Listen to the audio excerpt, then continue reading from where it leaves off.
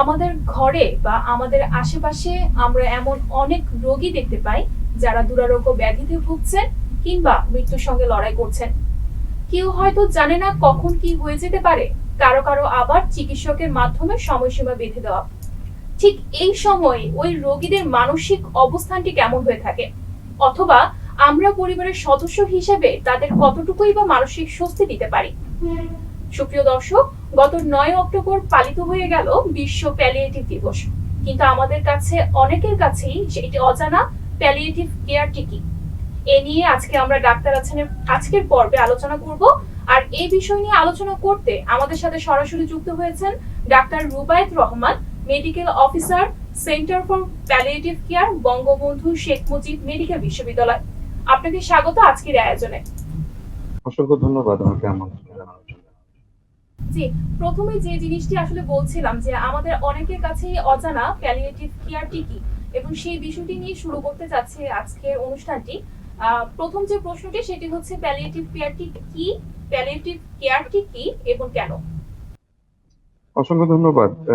এই বিষয়টি 2008 সালের আগে আমারও অজানা ছিল, যদিও পাশ করেছি তার আগে। আম, খুব ছোট করে যদি বলি, আমরা যারা চিকিৎসক আমাদেরকে স্বাস্থ্যের সংজ্ঞা শেখানো হয় তৃতীয় বর্ষে, এবং স্বাস্থ্যের সংজ্ঞা যখন ওয়ার্ল্ড হেলথ অর্গানাইজেশন আমাদেরকে শেখায়, তখন বলে যে একটি মানুষকে সামগ্রিকভাবে সেবা নেওয়ার জন্য অবশ্যই তার শরীর, মন, সমাজ এবং আত্মার সমন্বয়ে একটি সামগ্রিক সেবা প্রদান করা উচিত। কিন্তু আমরা যখন ধীরে ধীরে বড় হয়ে উঠি, আমরা যখন আস্তে আস্তে কর্মক্ষেত্রে কর্মযজ্ঞে চলে আসি, তখন কেন জানি এই শেষের তিনটি অংশ, সমাজ, মন এবং আত্মাটা বাদ চলে যায়। আমরা কেবলমাত্র মানুষের শরীর নিয়েই চিন্তা করি, মানুষের শরীরের দিকেই তাকিয়ে থাকি। তো প্যালিয়েটিভ কেয়ারকে যদি আমি ছোট করে বলতে চাই যে আহ, এই বিষয়টি একটি মানুষকে তার শরীর, সমাজ, মন এবং আত্মার সমন্বয়ে একটি সামগ্রিক সেবা প্রদান করে। কখন? যখন কিনা সেই মানুষটি একটি নিরাময় অযোগ্য রোগে ভুগেন। কথাটা একটু শক্ত হতে পারে, নিরাময় অযোগ্য রোগ। এটার ভেতরে আমরা উদাহরণস্বরূপ ক্যান্সারের কথা বলতে পারি, যারা স্ট্রোক করে বিছানায় পড়ে আছে তাদের কথা বলতে পারি, যে সকল শিশু আহ প্রলং লেবারে জন্মগ্রহণ করে, সেরেব্রাল পালসি হয়, যারা কিনা সারা জীবন একটা জন্মগত সমস্যা নিয়ে সামনের দিকে এগোতে থাকে। মোট কথাই হচ্ছে যে সকল রোগের আসলে আর কোনো চিকিৎসা নেই, কিন্তু মানুষটা বেঁচে থাকবে আমাদের মাঝে। আমরা খুব একটা কথা খুব শুনে থাকি, এবং এটা আমাদের চিকিৎসক সমাজের মুখ থেকেই বের হয়, সেটা হচ্ছে আর কিচ্ছু করার নেই। আমরা প্যালিয়েটিভ কেয়ার মেডিসিন বলি যে অবশ্যই কিছু না কিছু করার থাকতে হবে। রোগ যদি ভালো করা নাও যায়, মানুষটির কষ্ট কমানোর জন্য, মানুষটির ভোগান্তি কমানোর জন্য প্রচুর কিছু করার থাকতে হবে।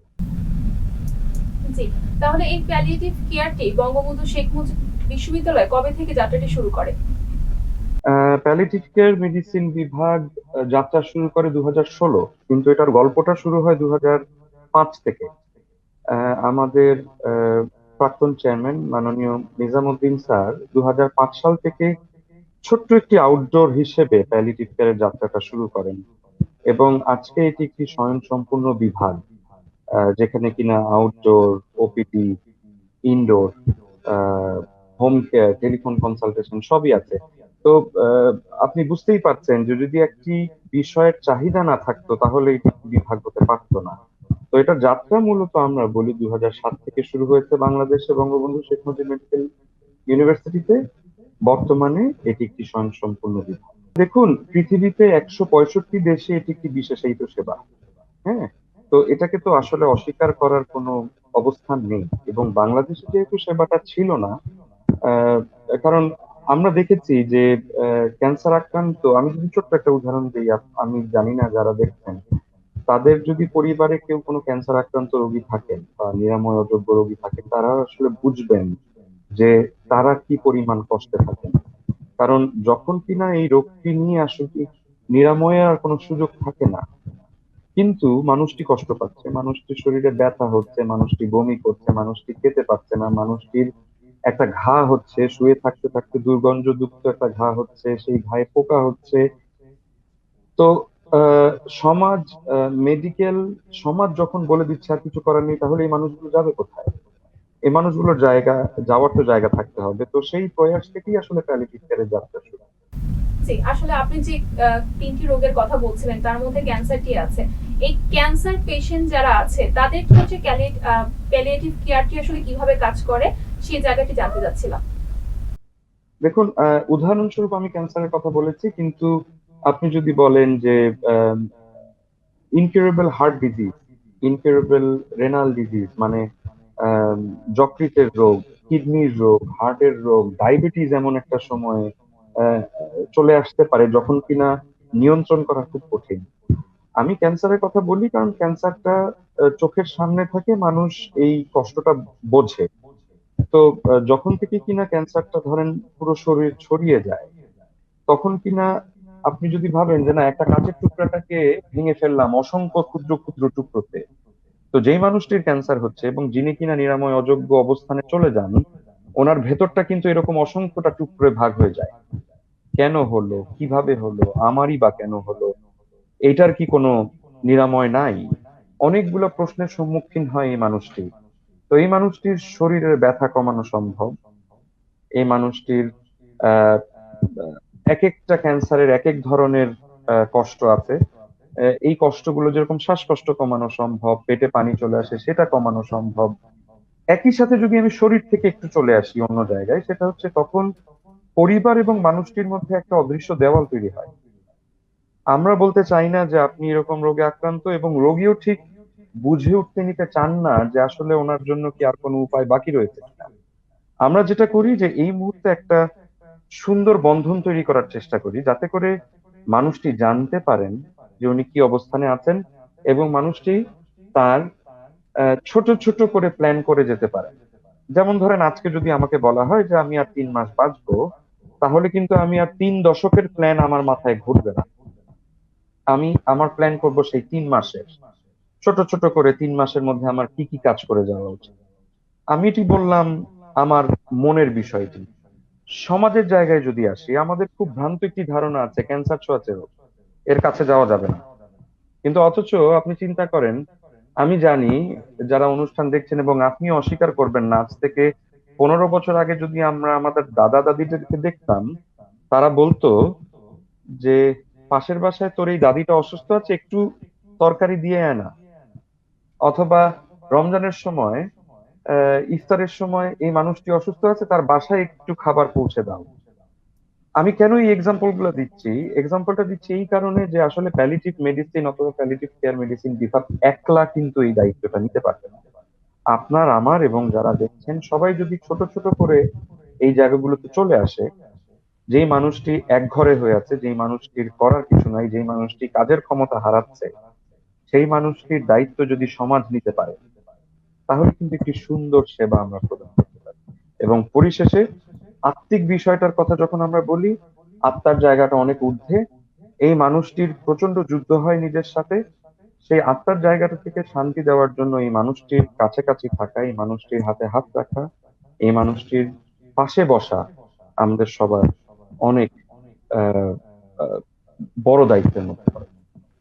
জি, আপনি সেবার কথা বলছিলেন। আসলে চ্যালেঞ্জটি কি থাকে আপনারা যারা সেবাটি দিয়ে থাকেন, এবং এই রোগগুলো আসলে এমন এমন রোগ যাদের আসলে মানসিক স্টেটটাও কোনোভাবে স্থির থাকে না, এবং সেখানে পরিবারের সহযোগিতা খুব বেশি কাম্য আপনাদের জায়গা থেকে। আপনাদের জায়গা থেকে আসলে সেই জায়গা থেকে চ্যালেঞ্জটি কি থাকে, আপনার চ্যালেঞ্জের মুখোমুখি কেমন হয়ে থাকেন সেটি জানতে চাচ্ছিলাম। প্রথম চ্যালেঞ্জটা হচ্ছে যে আহ আমরা আসলে ঠিক কথা বলতে চাই না। আমি খুব বড় একটা কথা বলে ফেললাম সবার সামনে। কারণ একটি মানুষ আপনার সাথে কথা বলতে চায়। আপনি যখন চিকিৎসকের চেয়ারে বসেন, আপনার চেহারার দিকে তাকিয়ে কিন্তু উনি আপনাকে প্রশ্ন করতে চায়, আপনার সাথে কথা বলতে চায়। কিন্তু আমাদের সবচেয়ে বড় চ্যালেঞ্জ, আমরা আসলে এই খারাপ কথাগুলো বলতে চাই না। তার থেকে বড় চ্যালেঞ্জ, আমরা জানি না এই কষ্টদায়ক খারাপ কথাগুলো কিভাবে রোগীর ভেতরে ট্রান্সফর্ম করতে হয়। এখন ধরেন, আহ, আমি যদি একটা রোগীর সাথে বসি এবং এক বসাতে বলে ফেলি যে দেখেন আপনার এরকম এরকম রোগ হয়েছে, এটা নিরাময় অযোগ্য রোগ, এটা নিয়ে আসলে আর কিছু করার নেই, এটা কোনো মানুষের ক্ষেত্রেই কিন্তু জিনিসটা গ্রহণ করা খুব কঠিন। এটির একটি বৈজ্ঞানিক সম্মত উপায় আছে। রোগী কতটুকু নিতে পারছে সেটার উপরে ভিত্তি করে আমাদের কথা বলতে হবে। এবং সবচেয়ে বড় কথা, আমরা সবসময় বলি লিসেন, লিসেন অ্যান্ড লিসেন। সেটা হচ্ছে আমি কথা বলার আগে রোগীর কথা আমাকে শুনতে হবে, রোগীর পরিবারের কথা আমাকে শুনতে হবে, সেটার উপরে ভিত্তি করেই সামনের সিদ্ধান্তটা নিতে হবে। আপনাদের কি ক্যাম্পেইন ব্যবস্থা আছে কিনা? কারণ এই বিষয়টি সম্পর্কে কিন্তু আসলে আমাদের কাছে অজানা, অথবা আমরা মানসিক চিন্তার কথা চিন্তাও করি। 10ই অক্টোবর আপনারা জানেন যে বিশ্ব মানসিক দিবস। এই চ্যালেঞ্জটা তো সবসময় থেকে যায়, এবং আপনারা এর মুখোমুখি করে কেমন সেবাটি পাচ্ছেন? দেখুন, আমি যদি আপনাকে বলি যে বাংলাদেশে এই মুহূর্তে যদি একটি পরিসংখ্যান দেওয়া হয়, প্রায় 9 লক্ষ মানুষের প্যালিয়েটিভ কেয়ার সেবা প্রয়োজন। এবং সেই জায়গায় বসে কেবলমাত্র বঙ্গবন্ধু শেখ মুজিব মেডিকেল বিশ্ববিদ্যালয়ে একেবারে বিনামূল্যে সেবাটা প্রদান করা হচ্ছে। এছাড়া কিছু প্রাইভেট অর্গানাইজেশনের কথা আমাকে যদি বলতে হয়, hospice Bangladesh, Ashik foundation, Square hospital, Delta hospital, তারা ছোট ছোট করে দেওয়ার চেষ্টা করছে। এমনকি বাংলাদেশের একমাত্র ক্যান্সার ইনস্টিটিউট, সেখানেও প্যালিয়েটিভ কেয়ার সেবা আছে। কিন্তু আপনাকে বুঝতে হবে যে এই ছোট ছোট দু চারটা পদক্ষেপ কি 9 লক্ষ মানুষের দায়িত্ব নিতে পারবে কিনা? পারবে না। এটা হচ্ছে সবচেয়ে বড় সত্যি কথা। আমরা পিছিয়ে আছি অনেক, কিন্তু আমরা যেটা চেষ্টা করছি সরকারের সাথে একই সাথে হাত মিলিয়ে সেবাটা যাতে একেবারে মানুষের দ্বারঘরে পৌঁছে দেওয়া যায় সেই ব্যবস্থাটা করতে। এবং আপনি জানেন যে আমরা মিলেনিয়াম ডেভেলপমেন্টাল গোল মাননীয় প্রধানমন্ত্রীর মাধ্যমে খুব সফলভাবে শেষ করেছি। কিন্তু আমাদের নতুন একটি চ্যালেঞ্জ হচ্ছে সাস্টেনেবল ডেভেলপমেন্টাল গোল, এবং এটির একটি ছোট্ট অংশ কিন্তু প্যালিয়েটিভ কেয়ার। তো কাজেই প্যালিয়েটিভ কেয়ারকে ছাড়া আমরা আগাতে পারবো না। এটা হচ্ছে আপনার প্রশ্নের প্রথম অংশ। দ্বিতীয় অংশ হচ্ছে আমাদের কি কি সেবা আছে। সেটা হচ্ছে যে আহ, এরকম নিরারোগ্য রোগে আক্রান্ত যে কোনো মানুষের শারীরিক, মানসিক, আত্মিক সেবা দেওয়ার জন্য যে সকল ধরনের সেবা প্রয়োজন, এটা ওপিডি তে হতে পারে, আমরা আউটডোরে সেবা দিতে পারি। রোগী প্রচন্ড ব্যথা নিয়ে আসতে পারে, রোগী তার জীবনের শেষ কিছু সময় তার পরিবারের সাথে থাকতে চাইতে পারে, সেক্ষেত্রে আমরা শুধু আউটডোর ট্রিটমেন্ট দিয়ে তাদেরকে বাসায় পাঠিয়ে দিই। কিছু কিছু অংশে আমরা তাদেরকে ভর্তি করি। আমাদের প্রায় 19টি বেড রয়েছে বঙ্গবন্ধু শেখ মুজিব মেডিকেল বিশ্ববিদ্যালয়ে। সেই 19টি বেডে তাদেরকে আমরা ভর্তি করতে পারি তার কষ্ট কমানোর জন্য। একই সাথে আমাদের হোম কেয়ার সার্ভিস আছে। যে সকল রোগী কিনা বাসায় চলে যাচ্ছে, আমাদের একটি প্রশিক্ষিত দল, ডাক্তার, নার্স এবং আমাদের আরেকটি স্পেশালাইজড টিম আছে প্যালিয়েটিভ কেয়ার অ্যাসিস্ট্যান্ট, যাদেরকে আমরা বাসায় পাঠাই সেই রোগীটাকে সেবা দেওয়ার জন্য। এছাড়া ধরেন 24 ঘন্টা টেলিফোন তো রয়েছেই, যে কোনো রোগী আমাদের সাথে 24 ঘন্টা টেলিফোনে যোগাযোগ করতে পারবে। আহ, এছাড়া আরো দুইটা ছোট ছোট পদক্ষেপ আছে আমাদের বঙ্গবন্ধু শেখ মুজিব মেডিকেল বিশ্ববিদ্যালয়ের পক্ষ থেকে। সেটা হচ্ছে যে আমরা বলছি যে আমরা একলা পারবো না, সেক্ষেত্রে আমরা সমাজকে ইনভলভ করেছি। আমাদের করাইল বস্তিতে একটা বিশাল প্রজেক্ট আছে, সেখানে আমাদের প্রায় 550 রোগী, ঢাকার কেন্দ্রতে অবস্থিত সবচেয়ে বড় বস্তি, এবং একই সাথে নারায়ণগঞ্জ সিটি কর্পোরেশনে আমরা এই সেবাটি দিয়ে থাকি। তো সেটা হচ্ছে যে মানুষের কাছাকাছি চলে যাওয়া। তো আমরা চেষ্টা করছি, আমরা আহ হাল ছাড়ছি না। আমরা এই মানুষগুলোর কাছাকাছি যেতে চাই এবং তাদেরকে একটি নিরাপদ মৃত্যুর অঙ্গীকার করতে চাই। জি, আপনাদের উদ্দেশ্যটি আসলে প্রশংসার দাবিদার, এবং আপনি মানুষের কাছাকাছি যেতে চাচ্ছেন। এই মানুষের রেসপন্স গুলো কেমন থাকে? দেখুন, এটা তো আসলে আমার মুখে বললে একটু বাড়িয়ে বলা হবে। খুব ভালো হতো যদি আমি কিছু রোগী আপনাদের সামনে আনতে পারতাম। আমি ছোট একটি উদাহরণ দিতে পারি আপনাদের কাছে, আহ, যদি সময় থাকে। একটি মহিলা এসেছিলেন খুব বড় একটি প্রতিষ্ঠান থেকে আমাদের এখানে চিকিৎসা নেওয়ার জন্য, এবং তাকে আসলে বলা হয়নি তাকে কোথায় পাঠানো হচ্ছে। তার মুখের অর্ধেকটা ঘা ভর্তি ছিল এবং সেখান থেকে ছোট্ট ছোট্ট পোকা বের হচ্ছিল। তো তাকে, আপনি বুঝতেই পারছেন, একটি অংশ থেকে আমাদের এখানে পাঠানো হয়। স্বাভাবিকভাবেই যখন বঙ্গবন্ধু শেখ মুজিব মেডিকেল বিশ্ববিদ্যালয়ে আসে, সবার মনের আশাটা অনেক বড় হয়ে যায় যে না, আমি সুস্থ হয়ে যাব। আমরা তার ঘাটা পরিষ্কার করি, তার ঘা থেকে পোকাটা সরিয়ে ফেলি, কিন্তু আমরা তাকে বোঝাতে সক্ষম হই যে এই ঘাটা আর ভালো হবে না, এই ঘাটা ক্রমান্বয়ে বড় হবে। এবং একটা দিন আমাদের মাননীয় চেয়ারম্যান মহোদয় যিনি ছিলেন, প্রফেসর নিজাম স্যার, ওনাকে জিজ্ঞেস করেন যে আহ, আসলে কি আমরা আপনার জন্য কিছু করতে পারলাম? উনি দুটি উত্তর দিয়েছেন। উনি বলেছেন যে আমি যদি জানতাম যে আমার এই রোগটি আর ভালো হবে না, এই রোগটির পেছনে আমি 7.5 লক্ষ টাকা খরচ করতাম না। আমি এক ঘরে ছিলাম, আমাকে আহ, দরজার নিচ দিয়ে খাবার ঢোকায় দেওয়া হইতো। কিন্তু আজকে আহ, আমার যে প্রাপ্তি, গত 7 মাস যাবত আমার 3 বছরের শিশু আমার কাছে আসতো না ভয়ে, কিন্তু আজকে সে আমার কাছে আসে, সে আজকে আমার বুকে ঘুমায়। তো এই উদাহরণটা কি যথেষ্ট নয় যে আসলে আমাদের প্রাপ্তি কি? এরকম একটি মানুষের উদাহরণ আমি আপনাকে দিয়েছি, এবং আম, এরকম কত মানুষ আছে।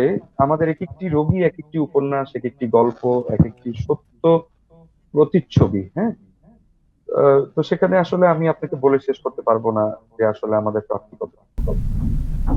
জি, অসাধারণ। আসলে এরকম ভাবে আমরা চাচ্ছি আমাদের সমাজের মানুষগুলো মানসিক ভাবে স্বস্তিতে থেকে এগিয়ে যাক। আপনার কাছে যে বিষয়টি জানতে চাচ্ছিলাম যে এই যে এই রোগীটি আসলেন এবং সে বললেন যে সে বাসা থেকে সেরকম ট্রিটমেন্ট সে পায়নি, এবং সে যদি জানতো যে তাহলে মানে এত বছর বাঁচবে তাহলে সে এত টাকা খরচ করতেন না, এবং আপনাদের কাছ থেকে তার একটি স্বস্তি পেয়ে গেলেন। তাহলে আমার জানা ছিল যখন একজন ক্যান্সার পেশেন্ট আসে অথবা দুরারোগ্য ব্যাধিতে আসে, তাদের যখন প্রথম স্টেজটি থাকে সেখান থেকে কি আপনাদেরকে পরামর্শ দেওয়া হয় কি যে এই রোগীদের আপনারা এই মানসিক জায়গাটিও কেয়ার করুন? প্রথম কথা হচ্ছে, প্যালিয়েটিভ কেয়ার এখন অনেক বড় হয়ে গেছে। আগে আমরা রেফার ভিত্তিক রোগী বেশি পেতাম। এখন এমনকি আমাদের ক্যান্সার বিশেষজ্ঞগণ আমাদেরকে প্রচুর সাহায্য করছেন, মানুষের মধ্যে সচেতনতা বেড়েছে। হ্যাঁ, প্যালিয়েটিভ কেয়ার সম্পর্কে মানুষ জানছে। হ্যাঁ, এবং তার থেকে বড় কথা হচ্ছে যে আপনি শুরুতে একটি কথা বলেছিলেন এবং এখনো আবার উচ্চারিত করলেন, সেটা হচ্ছে যে আমরা কি আসলে জানি কিনা আমরা কতদিন বাঁচবো। যে মানুষটি অসুস্থ তার আগে তো আমিও চলে যেতে পারি। তো কাজেই আমরা আসলে কখনোই মানুষকে একটি সময় নির্ধারণ করে দিই না, এবং এটা আসলে মেডিকেল সায়েন্সে কোথাও নেই। তো সেক্ষেত্রে আমরা যদি বলি, সেবাটা রোগ ধরার ঠিক পর থেকে শুরু হতে পারে। কিভাবে? মানুষের কষ্ট কমিয়ে, এবং দিনকে দিন যখন রোগটি বাড়তে থাকবে তখন রোগ নিরাময়ের চিকিৎসা কমতে থাকবে, কিন্তু প্যালিয়েটিভ কেয়ারের প্রয়োজনীয়তা বাড়তে থাকবে। বিষয়টা একটু এরকম। শুরুতে প্যালিয়েটিভ কেয়ার খুব একটা বেশি প্রয়োজন হবে না, কিন্তু যখন আমরা আস্তে আস্তে এগিয়ে যেতে থাকবো তখন প্যালিয়েটিভ কেয়ার প্রয়োজনীয়তা বাড়বে, কারণ মানুষটি যতই মৃত্যুর কাছাকাছি পৌঁছবে ততই তার কষ্ট বাড়বে। তো গ্র্যাজুয়ালি পুরো সময়টাতেই প্যালিয়েটিভ কেয়ার সেবা দিতে পারে। খুবই জরুরি এই বিষয়টি আসলে। আহ, আমি এমন একটা স্টেটে থাকতে চাই না যেখানে আসলে আমি যখন আমার মরার সময় মরার আগে মরে যাই। আপনার কাছে এই মুহূর্তে জানতে চাচ্ছিলাম আপনাদের একটি হোম কেয়ারের ব্যবস্থাটি আছে, এবং হোম কেয়ারে আসলে কারা সুযোগ পেতে পারে অথবা যে কেউ কি এই হোম কেয়ারের জন্য অ্যাপ্লাই করতে পারে কিনা সেটি জানতে চাচ্ছিলাম। নিরাময় অযোগ্য রোগে ভুগছেন, ঢাকা শহরে যে কেউ এটা নিয়ে অ্যাপ্লাই করতে পারেন আমাদের সাথে। আমাদের, আপনি জানেন, বঙ্গবন্ধু শেখ মুজিব মেডিকেল ইউনিভার্সিটি তো পুরো বাংলাদেশে নেই, এবং পুরো বাংলাদেশে আসলে আমরা এই সেবাটা দিতে পারছি না, এটা আমাদের একটি দুর্বলতা। তবে আমি আশাবাদী যে না, আমাদের এই সেবাটাকে উদাহরণস্বরূপ ভেবে নিয়ে হয়তো বা আরো অনেক জায়গায় এটা শুরু হবে। তো বঙ্গবন্ধু শেখ মুজিব মেডিকেল বিশ্ববিদ্যালয়ে 511 নম্বর রুম, প্যালিয়েটিভ কেয়ার মেডিসিন বিভাগ। যারা কিনা নিরাময় অযোগ্য রোগে ভুগছেন, আমি যে সকল রোগের উদাহরণ দিলাম, ক্যান্সার হতে পারে, স্মৃতিভ্রষ্টতা হতে পারে, ডিমেনশিয়া হতে পারে, স্ট্রোক করে বিছানাতে পড়ে আছেন, বিছানা থেকে নড়তে পারছেন না, আপনারা হাসপাতালে যেতে পারছেন না, ঠিক এরকম রোগীকে আমরা বিচার বিবেচনার মাধ্যমে রেজিস্ট্রেশন করে অবশ্যই আমরা সেই সেবাটা দিব। আপনার কথার মাধ্যমে আসলে ফুটে আসলো যে বাংলাদেশে যে অবস্থানটি আছে এখনো ম্যাসিভ আকারে আপনাদের আসলে সেই জায়গাটি নিয়ে আপনাদের কাজ এখন কেমন চলছে অথবা সরকারের সহযোগিতা আপনারা কেমন পাচ্ছেন? অসংখ্য ধন্যবাদ। প্রথমেই তো ধন্যবাদ দিতে হবে বঙ্গবন্ধু শেখ মুজিব মেডিকেল বিশ্ববিদ্যালয়ের প্রশাসন, মাননীয় ভিসি মহোদয় স্যার আছেন, প্রভিসি মহোদয় স্যাররা আছেন। আহ, ওনাদের সহযোগিতা ছাড়া কিন্তু আসলে এইটা এতটা বেশি প্রসারিত লাভ করতো না। ধরেন গত 10 বছরে যত প্রশাসন আছে সবার প্রতি আমরা কৃতজ্ঞ। দ্বিতীয়ত, আপনি বলেছেন সরকারের সহযোগিতা আমরা পাচ্ছি, অবশ্যই পাচ্ছি। এবং সরকার যেটা চেষ্টা করছে যে খুব ছোট ছোট করে বিভিন্ন জেলার ডাক্তারদেরকে এনে ট্রেন করে নিয়ে আসার জন্য। দেখুন, একটি পরিবর্তন কিন্তু হঠাৎ করেই একটি চুরির মাধ্যমে হয় না, একটু সময় লাগে।